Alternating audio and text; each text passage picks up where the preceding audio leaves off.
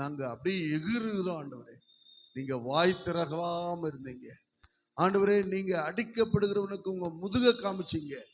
நீங்க பாடுபடும் போது எதிர்க்கவும் இல்லை, பின்வாங்கவும் இல்லை ஆண்டவரே. அப்படிப்பட்ட ஒரு பொறுமை எங்க வாழ்க்கையில தந்தீங்கன்னா தான் நாங்க கீழ்ப்படுகிறோம்ப்பா. ஸ்தோத்திரம்ப்பா. அப்படிப்பட்ட பொறுமை எங்களுக்கு தாங்கப்பா, தரணும்ப்பா. இரண்டாவது, அந்த பணக்கார வாலிபனை போல சிறு வயதிலிருந்து கற்றுக்கொண்டான். சிறு வயதிலிருந்து கற்பனைகளை மீறல.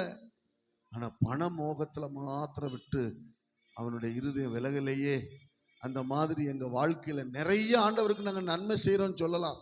நான் காணிக்க கொடுக்கிறேன், அதை செய்யறேன், இதை செய்யறேன். ஆனா ஏதோ ஒன்றை தேவன் விட சொல்லுகிறார். அப்பதான் நீ நித்திய ஜீவனை சுதந்திரிக்க முடியும்.